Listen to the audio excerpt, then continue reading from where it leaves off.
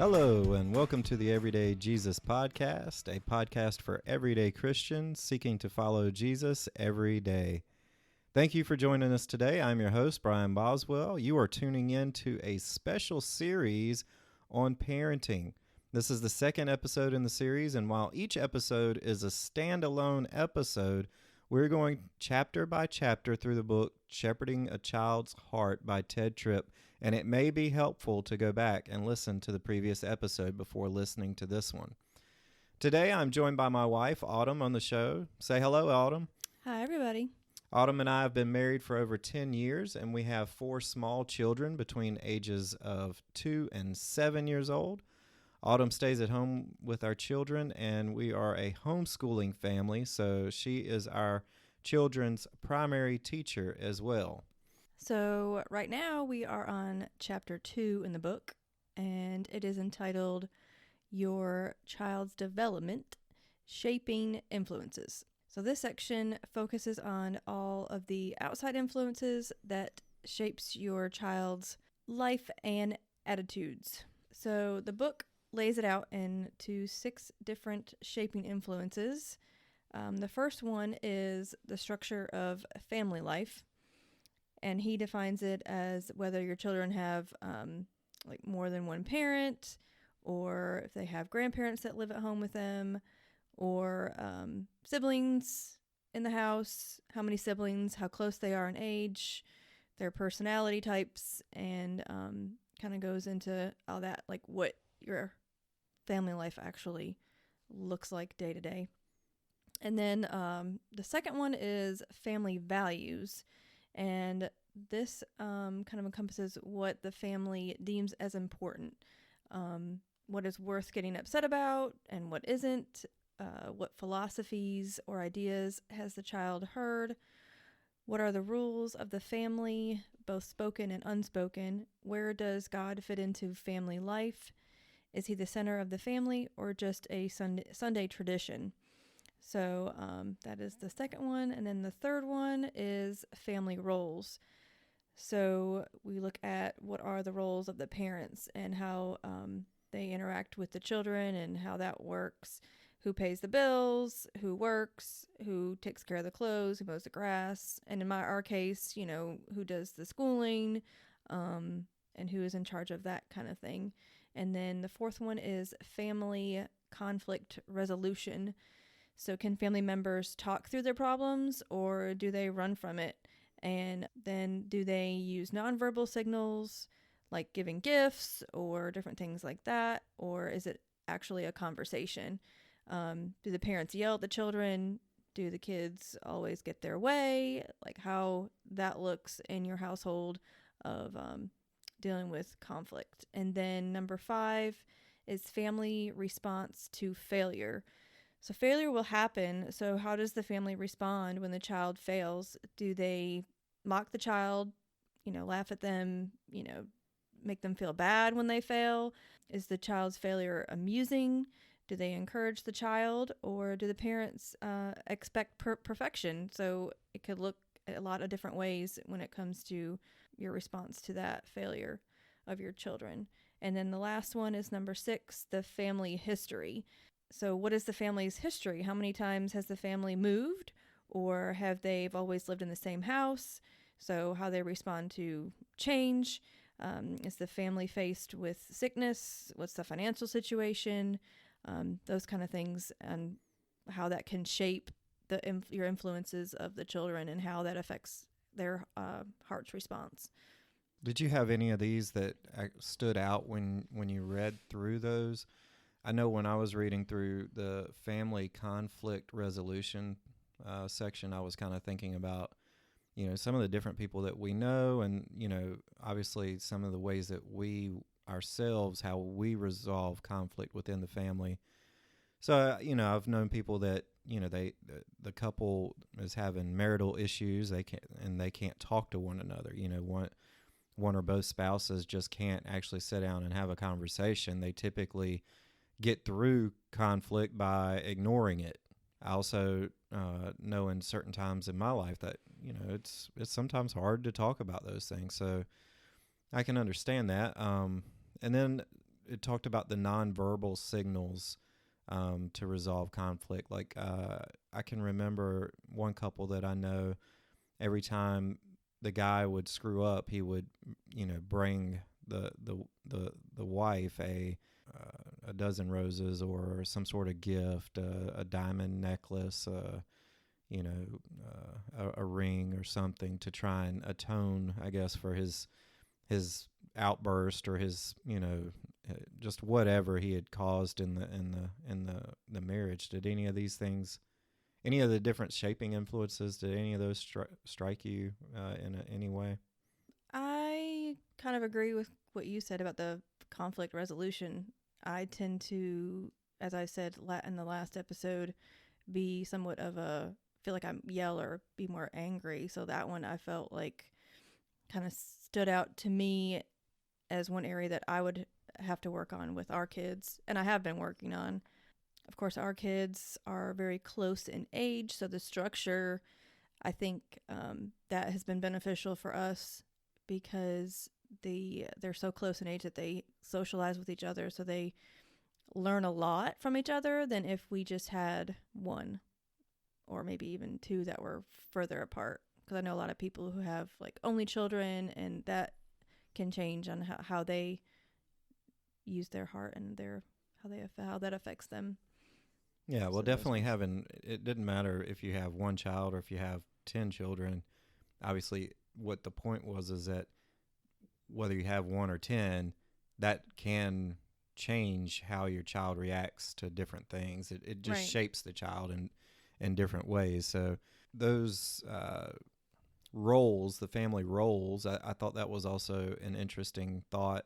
I'm not saying, obviously we have probably more traditional roles in our family. I go to work full time. You stay at home with the kids. Right.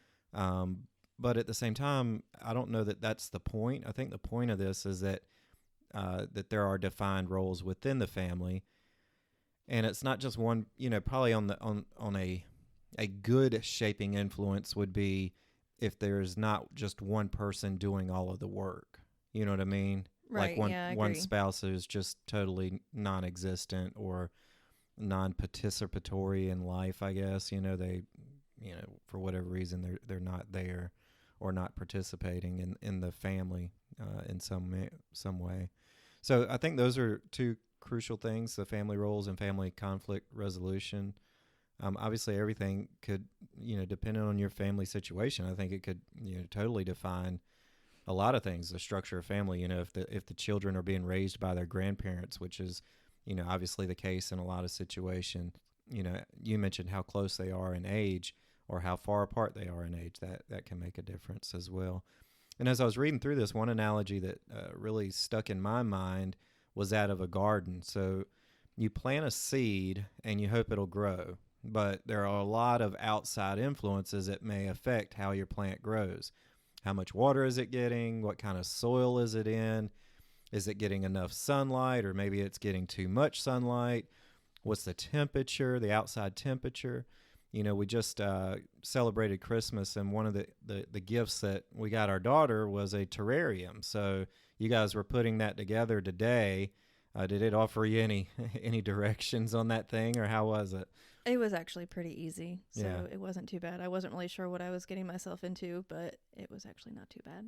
Yeah, I know one of the things we were doing today, we were running around the house kind of trying to find where we could place the terrarium where it would actually get sunlight. So our house is kind of surrounded by trees on most sides, so we had to find a window that we could put the terrarium in where it would actually get some sunlight, because those things are important. And Jesus used a similar analogy in Matthew 13, verses 3 through 9, where he says, then he told them many things in parables, saying, a farmer went out to sow his seed. As he was scattering the seed, some fell along the path, and the birds came and ate it up. Some fell on rocky places where it did not have much soil. It sprang up quickly because the soil was shallow, but when the sun came up, the plants were scorched, and they withered because they had no root. Others' seed fell among the thorns, which grew up and choked the plants. Still other seed fell on good soil, where it produced a crop 100, 60, or 30 times what was sown. Whoever has ears to hear, let him hear. Jesus goes on to explain this parable to his disciples. The seeds represented people. The outside influences are what makes the difference. Was the seed falling on rocky ground or among thorns? Was it on good soil? The point of the parable was that or the point is, I guess, that Ted Tripp's trying to make is that outside influences do affect you, but your response is ultimately a reflection of your heart. And here's a quote from Tripp. He says, "You make a mistake if you conclude that child rearing is nothing more than providing the best possible shaping influences for your children. Many Christian parents figure that if they can protect and shelter their children well enough, always be positive with them, send them to Christian schools or homeschool, if they can provide the best possible childhood experience for their children, then their kids will turn out okay." Tripp calls this determinism. Tripp says that this isn't the answer either. So when I read that, it struck me because I'm sitting here thinking, one of the things that I've always thought is, you need to really control the outside influences for your children. And I don't think that he's actually saying that you shouldn't try and do that, but I don't think that that's the end goal. The goal is not to have the best possible scenario, because you can't provide that. Like, unless you're a millionaire, a billionaire, or whatever, you're probably not going to be able to provide the best possible scenario for your children. They're going to lacking in some ways. They're not going to have that, ideal, everything fall into place type childhood. But I don't see that as his point.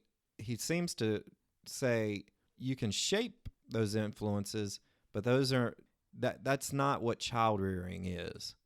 You gotta it's gotta be more than that. You have to look at the heart of the child. Did you feel the same way, or how did that section strike you when you read it?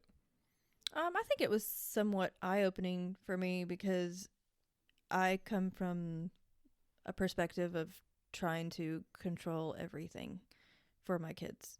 And so it's almost kind of a release in a way that you can try to control all those things and be aware of the outside influences, but ultimately it's their heart. So if that's more of a focus, then it's almost kind of like God giving you grace in parenting, like the fact that you can mess up or whatever, but yeah, like it doesn't have to be perfect. Yeah, obviously it's hard for any parent to provide perfection to their kids. That's just a impossible goal. Right, but I think there is people out there, like you were saying in this, that try to provide that. Yeah, do you think there's a point of like overprotection? Like you could, that's one thing that you worry about with your kids. Obviously, you want to be protective of them, but you don't necessarily want to be overprotective. Right, like sheltering them, and you want them to, I think, have an idea of those other worldly things, like, but to the point of them knowing the difference, I think. Yeah, so overprotective, but maybe a controlled protection maybe is a better, I don't know if that's a better term or not, but you got to have a cautious exposure, I guess, to the world. I think you need to be aware of everything rather than just letting them, like, obviously nowadays with technology and social media, it's really scary, and our kids are young, so when it comes to the influence outside of, I guess, our house, I mean, maybe that's not even what we're discussing right now, but I find that it's that I kind of keep our kids pretty sheltered, or at least I try to. And I mean, I don't think we keep anything from them, but I don't. Yeah, well, I mean, there's certain things that you're not going to allow them to watch on television, for instance. Right. That would be I think that's a kind of a shaping influence in a certain way. Is like, right. What are they watching? What are they hearing? What are they seeing?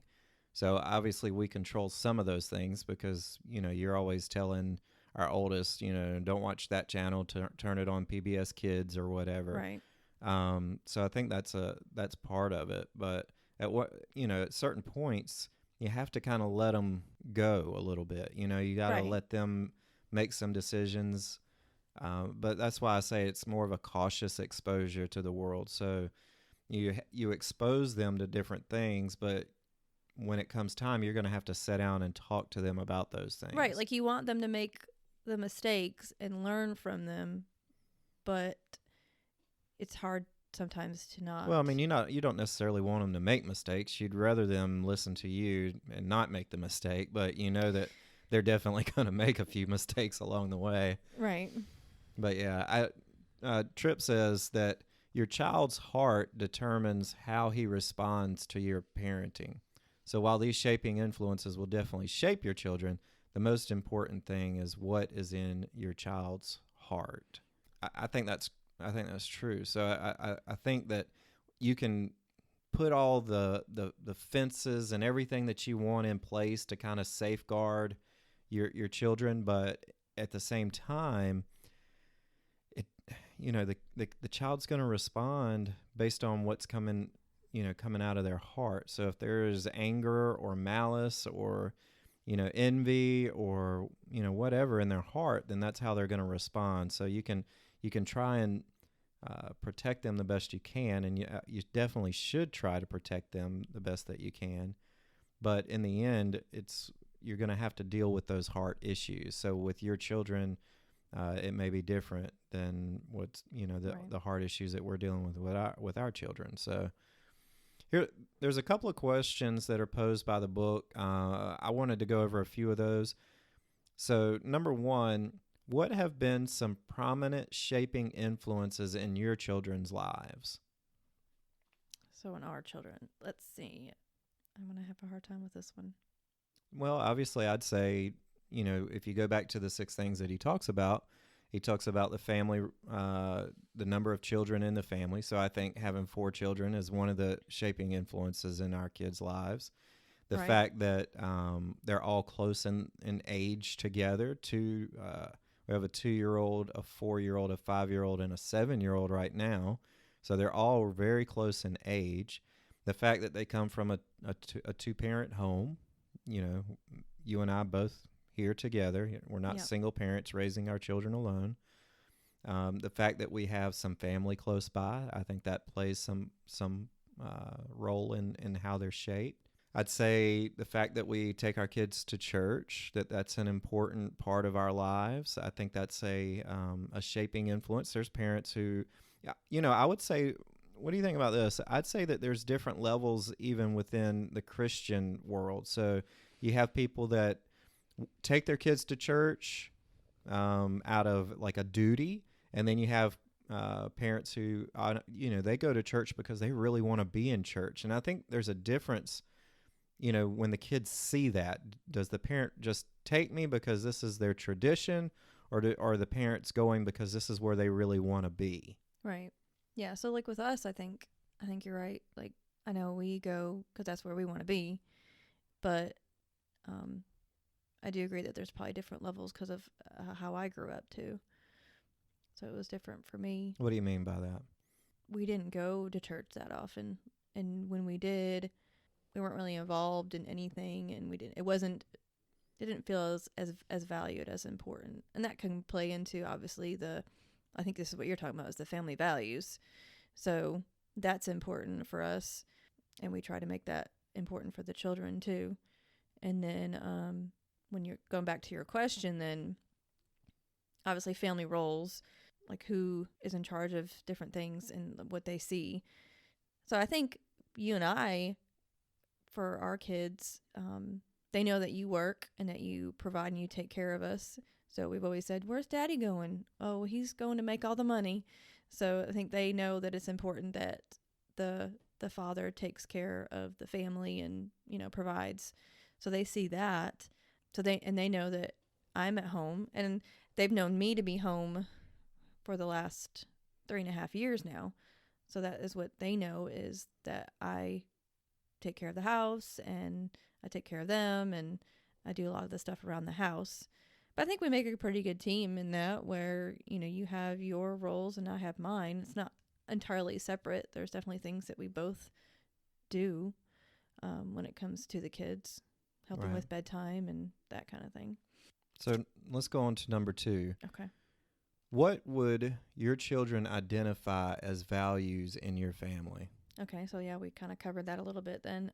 Sometimes that's almost tough because it almost makes me feel like some of my sin comes out in that, Okay. because they kind of see what, I value, and sometimes it may be just that I am too busy. So they are seeing my busyness, and that I know they value just spending time with me. Lizzie today is just like, I want to do something with you, Mommy. So I see that time is very valuable to at least her, but even to the boys too. I mean, they definitely want to be with their daddy and spend time with everybody. So I think definitely time is one of the bigger values. So yeah, I would say that would be the most important one at this time. Well, and I guess the You question might have something is, different. I think the question is driving at is, what would your children identify as your, like, a value for us as a family? Like, what do they see? What, if you put yourself in their position, what do you think they're seeing? I mean, I know they see that we go to church, but they almost might think that our values are around technology right now. Okay. I mean, that's fair enough. I mean, we sit on our phones a lot and on the computer a lot and in front of the TV a lot. So I think if they were honest as kids are, they'd probably be like, we value our stuff and our technology and Right. that kind of thing. I mean, I think to some degree, I think at least the older two would at least say we value Jesus. They might use that as an answer because it's just an easy answer in a way. Mm-hmm. So there may be that, but I think it's definitely, it comes into play of what we But do I would mostly. I would also say that they would value, they would see that it's not just, it's time together too. So Right. we're, as a family, we're constantly doing things together. So whether it's going hiking like we did today, or putting together Lego sets with our oldest, who's I think grown a Lego addiction right now. Yeah, it's pretty bad. I think they see that we're willing to spend time together as well, or not necessarily willing, but that's something that we prioritize. We do it, every day. We're trying to do something together.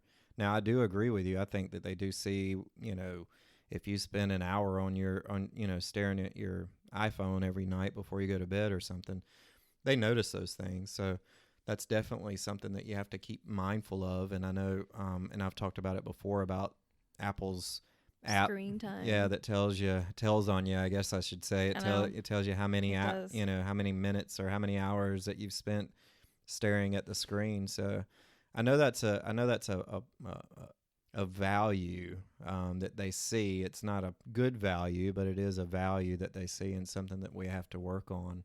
And I think that was what the question really wants you to get to the heart of the issue, not just say, oh, well, you value all these good things, but it can be that you have to figure out that you value things that you probably shouldn't. Right. So number 3, who is the boss in your home? Is there a central authority figure, or is it by committee? Well, I think the kids would say that Daddy is the boss. I'm pretty sure. Yeah, maybe. I'm sure they would. Depending on the situation. Yeah, I would also say that, if it's coming to, what are we having for dinner tonight? They're probably going to ask Mommy is first. The boss on the dinner. Yeah. But if it's usually any big thing, they're going to ask Dad. They haven't gotten too much into the whole idea of let's go ask Mommy. If she says no, then let's go ask Daddy. Well, we're pretty good about yeah, we're usually on the same page on that kind of thing. So they switching back and forth. They don't really get one over. If you say us okay, on that. then I say okay. I usually just ask. I'm like, what did Mommy say? You know. So, but I don't think, I'd say if you kind of step back from what our kids see, I'd probably say we run, a little bit more like a committee than just me being the boss of all things. It's more of, we try and talk to each other, especially when it comes to parenting. We're trying to find out what should we do about this? How do we handle this? So I think a lot of times I end up with the final say, but I don't know that that's necessarily something that we've ever spoken. It's just something that tends to happen just because of the way our personalities work out. I tend to be somewhat indecisive, I suppose, and you're a little more decisive on those types of Yeah, things. not a whole lot more decisive, but a little bit more decisive. Yeah. Yeah, and I think this, I would say that this makes a difference if you know you're the type of family who doesn't make decisions or they don't draw hard lines, so that the kids know like what are the boundaries in the family, what are the rules, what are the unspoken rules, what are the spoken rules. You know, I think all those things matter, but you gotta, you know, if you don't know the answer to those questions, if you're listening right now and don't know the answer to those questions, then that maybe that's something you should consider, is trying to figure out, you know, what is the authority in the house and how does authority work. So if there has to be an authority, and one of the problems I see, and maybe you've seen this too, is that sometimes the parents aren't the authority in the house. It's actually the kids that are the authority in the house, and it seems like the house's authority structure's turned upside down. Right. They tend to ask the kids, what do you want, or what do you want to do, or what do you want to eat, or whatever. And then sometimes you shouldn't maybe ask those questions. Yeah, I think it causes issues. I think that obviously it's very difficult for parents, you know, if they've put the kids in charge too much. You know, obviously you got to let the kids go. You have to let kids make their own decisions as they grow older.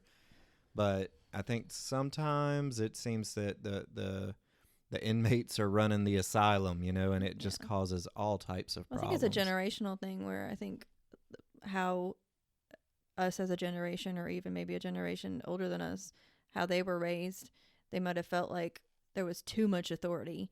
So then they decided that they wanted to have less authority. Well, I don't know that it's generational, like as in everyone in that generation, but maybe your parents thought that, and that's how they responded. So now, family history. Yeah, that's probably more family history, is like, you know, because everybody's parenting situation and grandparents and all that was all different. So that's true. I'd say that it's probably more of a family history within your family itself. Yeah, that makes sense. And the last question: what are some changes that you should make in order to have the shaping influences that you provide be more consistently biblical? I think one big thing is to read the Bible. I think that is something I definitely need to do more in my life to be able to add that in there. Because if I don't know the Bible, I can't shape my children biblically. Right. So. Well, I mean, that's obviously an important part. Knowing the Word, getting in the Word. And sometimes I think it's just a matter of, you know, we're talking about them, you know, the kids watching you stare at your cell phone, which would be one of the things that I would probably say is one of the issues that I should probably take, you know, stronger looks at, you know, to try and change. But if they see you staring at your Bible a lot, I mean, what is that saying to them? You know, that is more of an example. Well, it's more, that's what you value. Right. Exactly, you know? And that goes back to what we discussed earlier. Yeah, where your treasure is, there your heart will be also. Right. So, you know, what are you, you know, I'm constantly staring at would be one way of looking at it, but what galvanizes your time? So when you look at your time throughout the day, like what are the things that takes up the majority of your time? Is it, you know, staring at a cell phone, which in my case, it probably is not. That's not the majority of my time. Majority of my time is probably work. And sometimes I have to learn to turn work off and actually stop working and spend more time with the kids while they're still awake and, you know, up and moving. So part of that is, you know, hey, when it's 6 o'clock or whatever, it's like, man, you got to turn that off. So getting out from in front or behind the computer, trying to get more work done in the day. Right. So that's part of it. Any other final thoughts on this section that you had? Oh, your last question. Like just praying with the kids. I mean, I know we do that at night, but I mean, obviously I could add more in that during the day. We do maybe some with homeschooling. Starting your day with prayers type thing. Yeah, like when the kids get up, and also part of it for me is actually getting up and getting motivated to do what I need to do for homeschooling and everything. So I think that I gotcha. just being more of an example. All right. Well, thank you for joining us today. Please send us an email at feedback@everydayjesus.net. Let us know what you thought of the show. Do you like the series that we're doing? Do you have any thoughts on parenting? You want to send it to us? Make sure you like and share our page on Facebook. Follow us on Twitter. Consider becoming a club member. We are looking to cover the cost of the podcast, so you can go to our Patreon page. It costs just $5 a month to become a club member. The link is below or on the sidebar if you're on our website. And be sure to leave us a review on iTunes or the Google Play Store. Those 5-star reviews help get people to listen to the show that maybe don't know us or have never heard of Everyday Jesus. By liking and sharing, you're helping get the word out there. We hope you guys have a blessed week.